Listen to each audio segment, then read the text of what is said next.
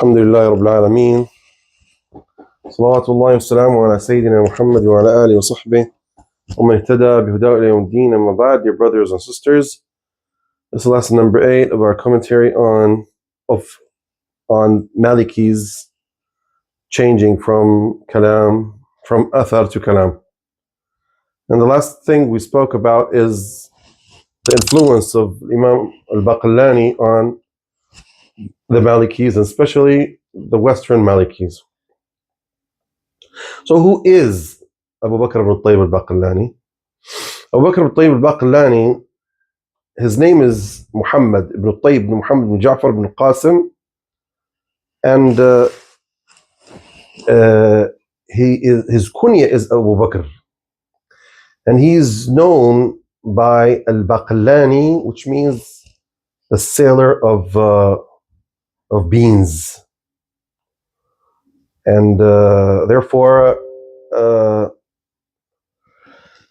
I told you before that he had good relationship with the Hanbalis, and sometimes he used to sign his name Abu Bakr ibn Tayyib al-Hanbali, which means Hanbali in Crete, yani. And he was in an era that had big defeats between all types of Muslim groups. And when we're speaking about defeating, we're speaking, or debates, not defeats, debates. We're speaking about great scholars that used to discuss and debate and argue with each other. And on the ground, there was a big battle between the Ubaydis, who were fanatic Shia, and the Abbasi dynasty, which used to claim that there are, or which used to represent themselves as defenders of the Sunnah. But actually, in the days of Abu Bakr al-Tayyib al-Baqillani, there was a Shi'i Zaydi dynasty in Persia that took place, and they even spread to Baghdad, and the caliph was under their authority. This state was called the Buwayhi state, the Buwayhi dynasty. So they were Shia, and therefore there was a big debate between Shia and Sunnah. So all these types of debates, and even inside the Sunnah between the four fiqh groups and others. So now Abu Bakr ibn Tayyib al-Baqillani, subhanallah ajib, he's a great scholar, and everybody claimed that he's part of them. The Shafi'is say, well, he's one of us. The Hanbalis say, no, he's our friend. And of course, the Ash'aris know. They say that he's the second founder of their school, and therefore the Malikis, of course, say that he's Maliki. So, and this is the truth. He was Maliki in his fiqh. He wasn't Shafi'i nor Hanbali actually, but he was Hanbali, which means that he was close to the students of Imam Ahmad bin Hanbal, and he had good relationship with them, especially the family of Tamimi, Ibn Rizqillah al-Tamimi. So they had strong relationship with him. And Imam al-Dhabi, rahimahullah, when he mentioned him, he praised him, and he said he was in Baghdad and he used to debate and defend Sunnah and the way of Hadith by using theology and rational statements. And in Baghdad, there were the great leaders of the Mu'tazila, the Rafida, the Qadariyya, and all types of innovations. And they had a great state that used to defend them, like the Buwayhi. The Buwayhi state was Mu'tazili Shi'i states. So it's a Mu'tazili Shi'i state. And he used to defeat the Karamis also. The Karamis are the followers of Muhammad ibn Karam al-Sijistani, who spread a lot in Sijistan and in Jerusalem. And he used to support the Hanbalis against them. And he had strong relationship with with Ahl Hadith because he considered himself part of them.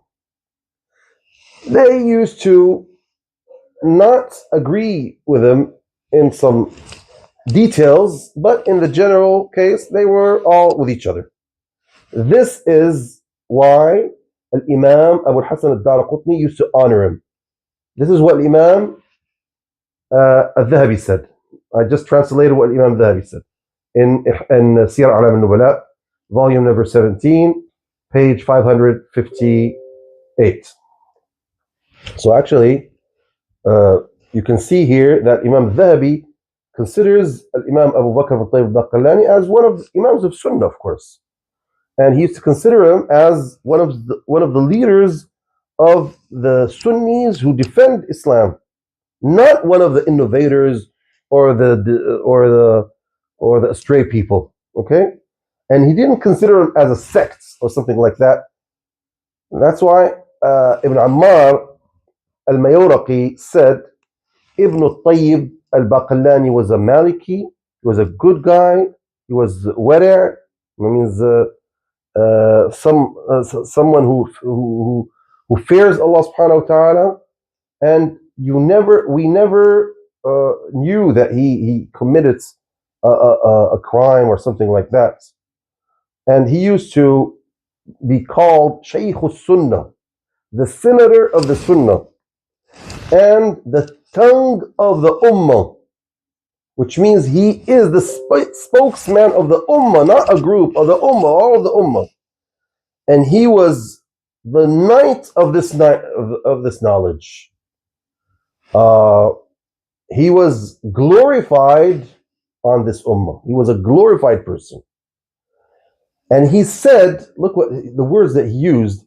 He said he was one of the castles of Muslims. And the innovators never were happy as they were happy when he passed away. Rahimahullah. Rahimahullah. So this is, subhanAllah, this is Imam Abu Bakr ibn al-Tayyib al-Baqillani, and he was very knowledgeable. He was a great man, subhanAllah. Rahimahullah. Okay? So I don't want to speak a lot about him because this is, if we go so far, we'll never finish actually. So now Abu Bakr al-Tayyib al-Baqillani studied and took knowledge from a lot of scholars. Some of them were Hanbali, some of them were, but the main person that he took from him the creed of Abu Hassan al-Ash'ari is Abu Abdullah ibn Mujahid al-Ta'i, who I mentioned before. And he studied with Imam Abu Bakr al-Abhari, Malikis school, Maliki jurisprudence, and he had strong relationship with Imam ibn Abi Zayd al-Qayrawani, rahimahullah, who was considered as one of his shuyukh. He left, he had lots of students. Now, from his students, we have the great Imam Abu Dhar al-Harawi, and I told you that Abu Dhar al-Harawi is the second person that had strong influence on the Malikis and the Western Malikis, especially the Western Malikis. Abu Dhar al-Harawi, who passed away 434, and I told you the story how he was influenced by him. And he had Abu Bakr al-Tayyib al-Baqillani, he had other great students like Al-Qadi Abdul Wahab bin Nasr al-Baghdadi, the great Maliki scholar, and others, and Abu Imran al-Fasi, and others. So all these were his students. He wrote a lot of great books that many of them are published today. And let me just tell you these books, the names of these books. So We have تمهيد الأوائل وتلخيص الدلائل. This is one of his important books where he mentioned his opinions and creed and discussions. He has a book called التقريب والإرشاد في أصول الفقه. It's published. التقريب والإرشاد. It's in أصول الفقه. He has a book called الانتصار لنقل القرآن. Very interesting book. It's one volume. It's published.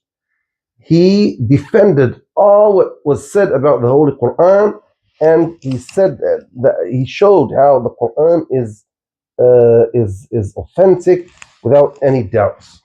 Okay, and very important book. It's published, alhamdulillah. And he has a very interesting book that was spread everywhere. It's called الإنصاف فيما يجب اعتقاده ولا يجوز الجهل به. الإنصاف. الإنصاف, that means this book is what you are obliged to believe in, and you're not excused in being ignorant about. So it's a book that shows the creed. He has another book that he defeated these groups, these fanatic Shi'i groups that used to show something and hide something else, like al-Batiniya, they call them al-Batiniya. He wrote a book about them called كشف الأسرار في الرد على الباطنية. And he has another book called إعجاز القرآن. إعجاز القرآن means how the Quran is miracle, how it's miracle. Qadi Abu Bakr al-Baqlani passed away in the year 403. Rahimahullahu rahmatan wasi'ah. What was his creed and how did he improve the Ash'ari school? Well, that's a big story. But anyway, as I told you before, when we go back to his books, we discover that he is so close to al-Hadith, except in some few things that when you go in details, you will discover that no, he's not like what al-Hadith would say. Okay? So this is what I can say about Abu Bakr ibn Tayyib al-Baqlani rahimahullah.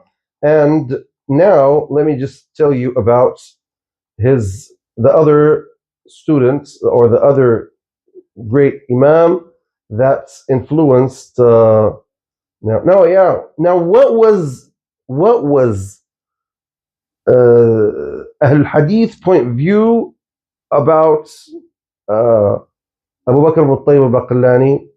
Yeah, some muhaddithun were so upset from him because he had a specific opinion about some details about the Quran and things like that. So we have Imam Abu Hamid al-Isfarayini was very strict about him, and Abu Abdullah ibn Hamid al-Hanbali. The first one is Shafi'i, the second one is Hanbali.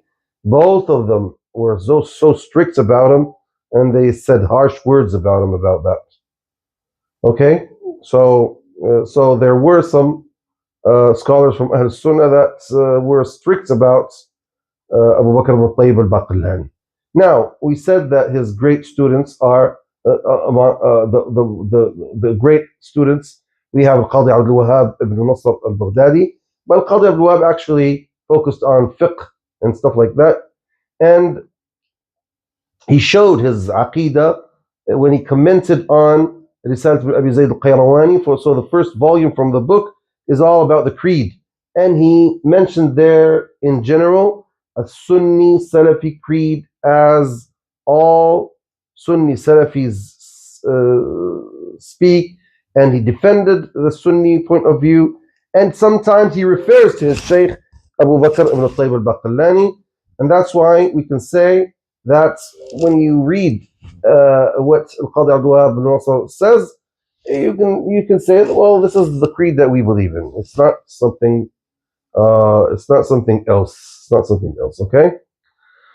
Now, the Qadi Abdul Wahhab rahimahullah The other one who is from his students, and I mentioned before, is Abu Abdullah al-Husayn ibn Hatim al-Athari, who was originally from Azerbaijan. And he was in Damascus, and he later on he traveled to North Africa and started spreading the Ash'ari doctrine there. Ash'ari doctrine there. Okay?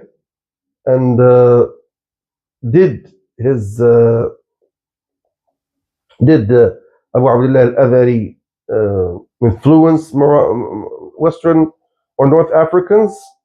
Well, I said before that his influence wasn't so it wasn't strong. It wasn't strong, no. Okay. Now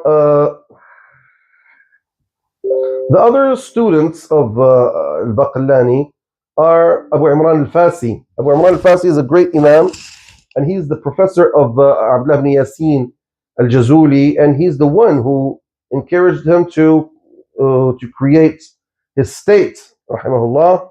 And but Abu Imran al-Fasi, who was in North Africa and Tunisia, and he had he was honored a lot. We don't have any things that prove that he's Ash'ari as the latest Ash'aris. But more than that, we have that he was Sunni, he defended Sunnah, and he was strict in that. Okay?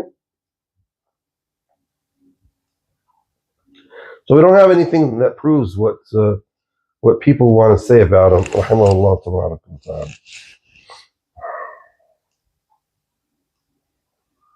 Al-Qadi Iyad mentioned Abu Imran al-Fasi. And he mentioned that something happened to him in Qayrawan about the disbelievers. Do they know Allah or no? So there was a big debate between scholars and discussion between scholars about that. And it spread to all people. And people stayed a lot of days until they had a big problem between each other about that. So they said, let's go to Sheikh Abu Imran al-Fasi. He's the one who's going to solve this problem. And that's what happened. Okay?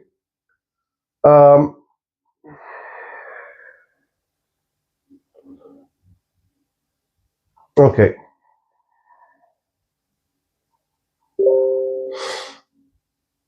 So anyway, we don't have any details about Abu Imran al-Fasi so that we can speak about him, actually. This is what I can say about this. Now, Abu Dharr al-Harawi. Abu Dharr al-Harawi is the second great Ash'ari that influenced the Malikis and especially Western North Africans. Yeah. So he was a great Hafiz, Imam, Allama. His name is Abd ibn Ahmad ibn Muhammad, and he is originally from Al-Ansar. His family name goes to Amr ibn al-Khazraj, Malik ibn Amr ibn al-Khazraj, al-Ansari al-Khazraji, then al-Makki, al-Maliki, al-Ash'ari, Muhaddith, Musannif, and Musannif. That means he has a lot of books. He was called Abu Dharr, and he is one of the narrators of Sahih Bukhari by the three narrators that are well known. And he was the Sheikh of Al-Haram. He's originally, of course, from Herat. Herat now is in Afghanistan. But he stayed in Mecca, and he used to teach there. And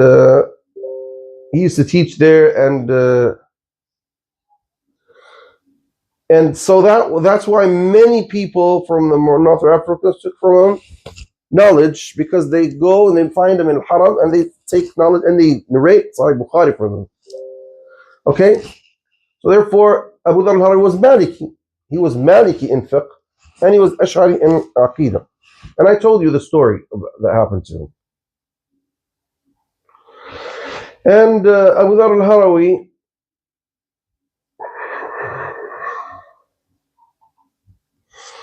he traveled to his land, and from there until he got to Baghdad in Iraq, and then he came to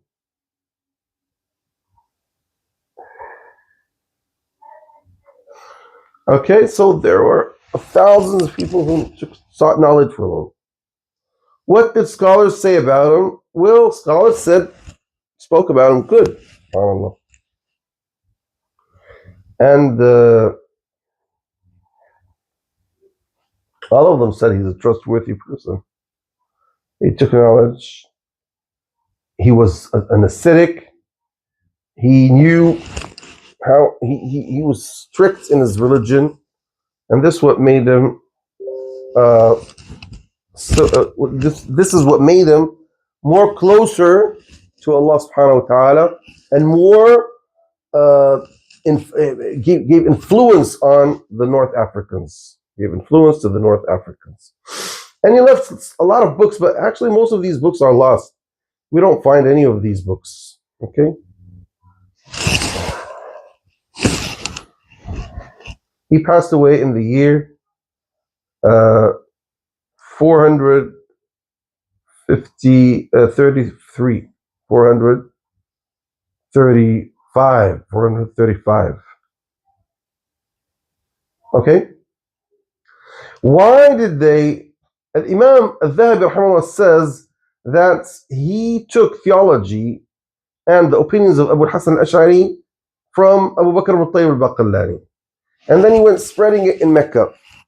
And from Mecca, the Moroccans or the North Africans took knowledge from him, and the Andalusians, they took knowledge from him and took it back to their lands. And before that, Malikis didn't have any, the Malikis didn't have, or the North Africans didn't have any, they didn't used to take care of theology at all. They used to focus only on knowledge, hadith and fiqh and stuff like that. And that's how we find great imams like Al-Asiri and Abu Bakr, Abu al-Walid al-Raji, Abu al-Walid ibn al-Faradi, sorry, Abu Umar al-Talabanki, Makki ibn Abi Talib al-Qaisi, Abu Amr al-Dani, Abu Amr al-Dani, and Abu Umar ibn Abd al-Barr, and other great scholars. All these scholars were considered as they were okay.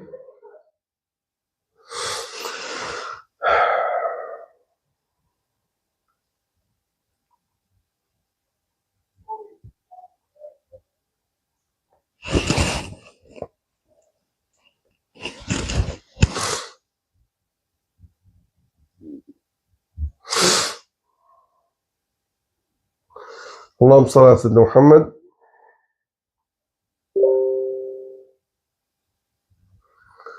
So, okay.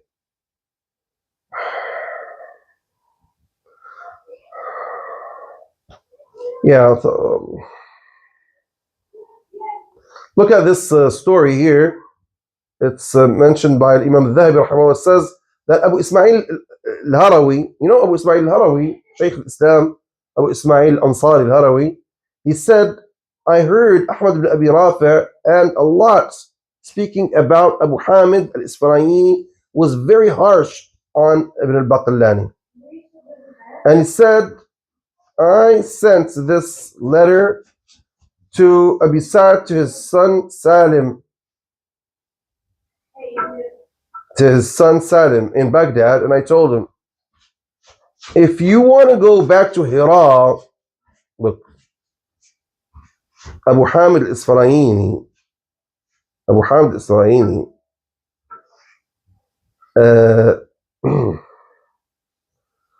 sent a message from Abu Sa'd to his son Salim. He told him, if you want to come back to Hira, don't approach the Baqillani. And I heard Hussein ibn Abi Umama, the Maliki, Hussein ibn Abi Umama al-Maliki, and I don't know who's this guy, and there's in another edition, it's Hussein ibn Abi Usama, I don't know exactly, and some say it's Hassan ibn Muhammad ibn Ahmad ibn Muhammad al-Harawi, Abu Ali ibn Abi Usama al-Makki.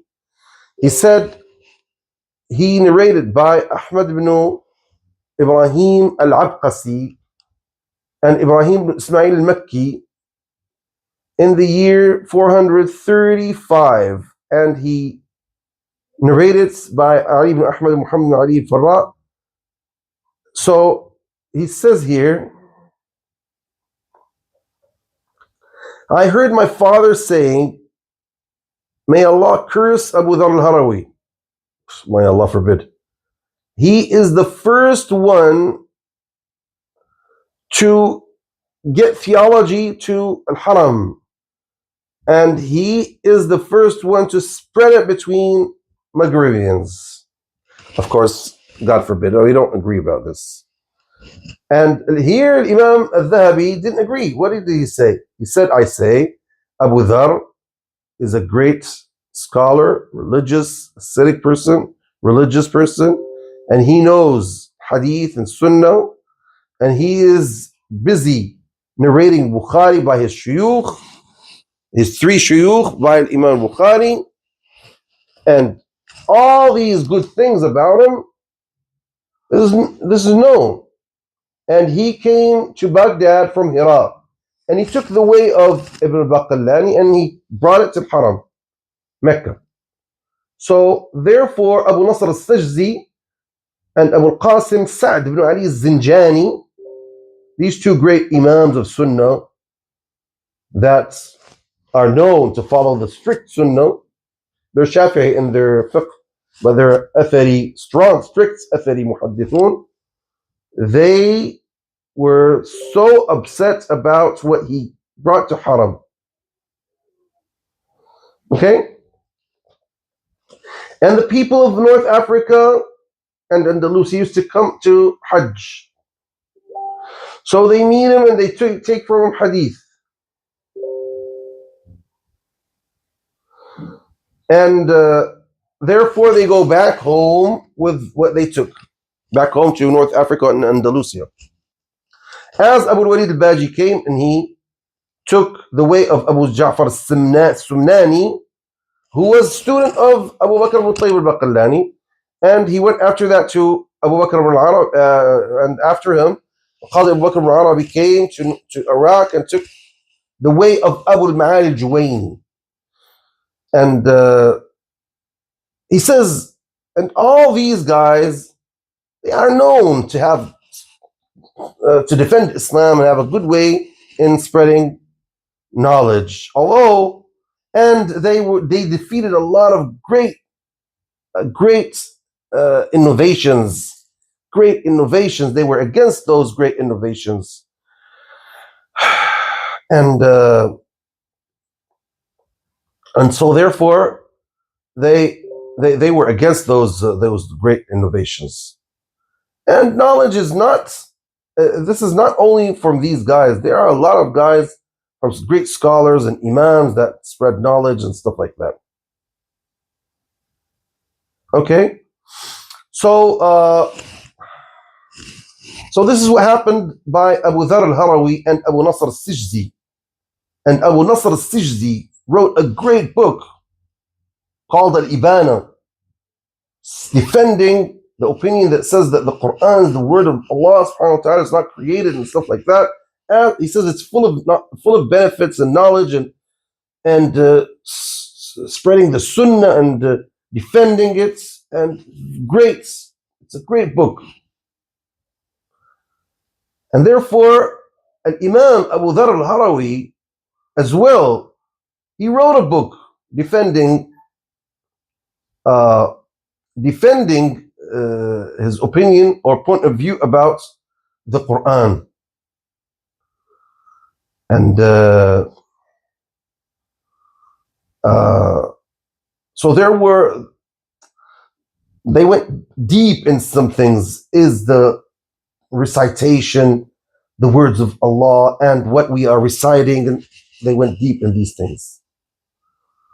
And sometimes this Imam is right, and sometimes the other Imam makes mistakes. And Abu Hassan al-Ash'ari, actually, he has a problem here. He has a problem here, as we mentioned before. And he agrees with Abu Abdullah, with Ibn Kullab in these details, as I mentioned before. Okay? And others that defend what Imam Ahmad Hanbal says. And I mentioned all these types of things. I don't want to go in deep in these things. But actually, when you go deep in these things, it leads to lots of problems. And these problems happened again with other imams. I don't want to. I'm entering in issues that would make you all go. Now, there was another imam that considered himself a student of Abu Bakr al-Tayyib al-Baqillani, and he was in Andalusia. He is Imam Abu Amr al-Dani.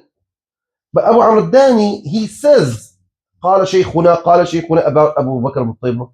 But I never knew where did he study with him. I don't know that he traveled to Iraq or met these.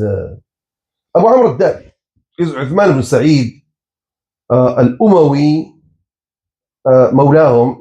That means he's from their, or maybe his grandfather or something, from the free slaves or something. That means he's their allies or something like that. So he's not from Bani Umayyah. No, he's from their allies. He's originally Cordobese and from Dinia. So maybe they were in Cordoba and they came to Dinia, or vice versa. Okay? He was a great imam in recitations of the Quran. And Abu Amr al-Dani grew in Cordoba.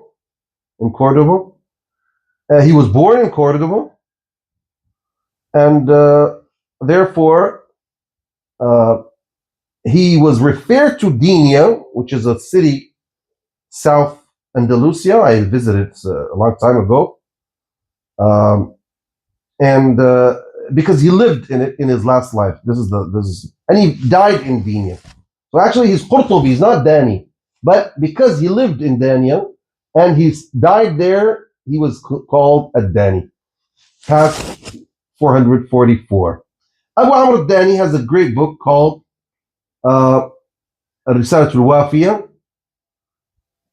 where he mentions his Aqidah, and you can see how he was influenced by Abu Bakr al-Tayyib al-Baqillani.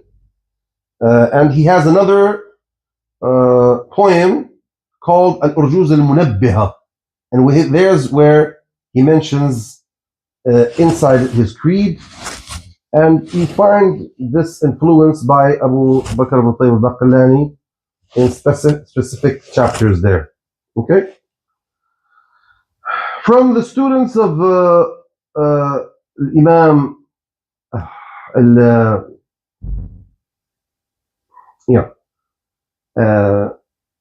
الإمام أبو بكر ibn al-Tayyib al-Baqillani.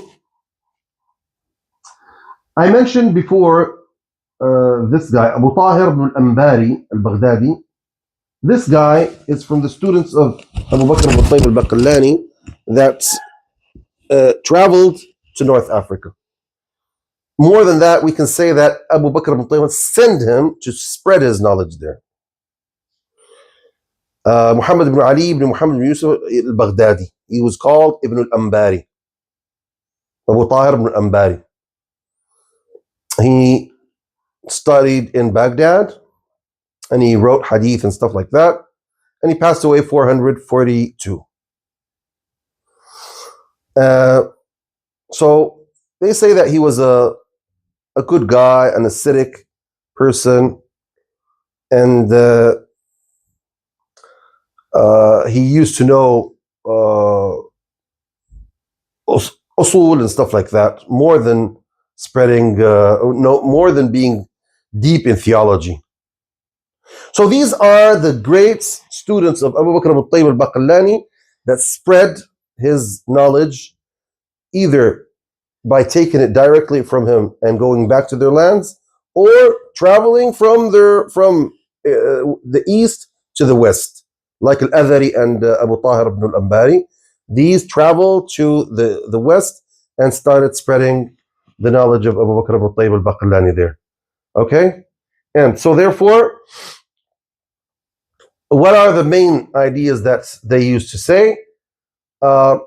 Their conflicts with Ahl Hadith and Athar are only in the deep branches of creed, or else in the great things that Ahl Sunnah used to debate with innovators. They all used to say the same thing. So they say, as Ahl Hadith say, that Allah subhanahu wa ta'ala speaks with words that are not created, and that the Quran is the words of Allah subhanahu wa ta'ala, and Allah subhanahu wa ta'ala has attributes. We believe in the attributes in the way that suits the majesty of Allah subhanahu wa ta'ala. We don't know how it is. And Allah subhanahu wa ta'ala is high in his heavens, and he is over his throne, and the way that suits his majesty. And the people see Allah subhanahu wa ta'ala in the judgment day in the way that suits his majesty. And that's the great bounty of paradise. And they believe in the predestiny. That all things are from Allah subhanahu wa ta'ala. And they believe that Iman is sayings and actions, and it increases and decreases, and all these types of things. All these things, and they don't rebel against their authorities as long as they are Muslims. But they have the problem in the actions of Allah subhanahu wa ta'ala, the actions of Allah coming, descending, and all these types of things. So they say that no, God doesn't descend, doesn't come. His orders come. His revelation descends. This is what they say here. So the actions of Allah subhanahu wa ta'ala, they always give it figurative meanings. Yes, and they say that Iman, which is faith, is, yes, it's a belief, and the actions are completion of it, not part of it, are completion of it. So yes, it is ordering and acting, but the action is completion of it. Shartu kamal, not shartu sihha. Shartu kamal, it's a condition that completes it. Okay? Where Ahl Sunnah say no, it's shartu sihha. So they say, Ahl Sunnah say that the amal is part of Iman. If you omit amal, no Iman at all. See? So there's a difference between us and what the Ash'aris say about Iman.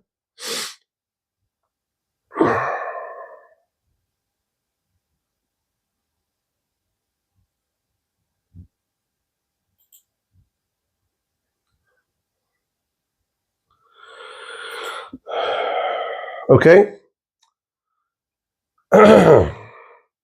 Now, this doesn't mean that all of the people here in this era used to believe in all these things as I mentioned. There were discussions between the Ash'aris themselves in this era. And some of them were so close to Al-Hadith, or they were like them in other chapters of the Creed. Yeah. Now, the question here, which is a very important question. What was the Maliki point of view about Abu al-Hasan al-Ash'ari and his friends?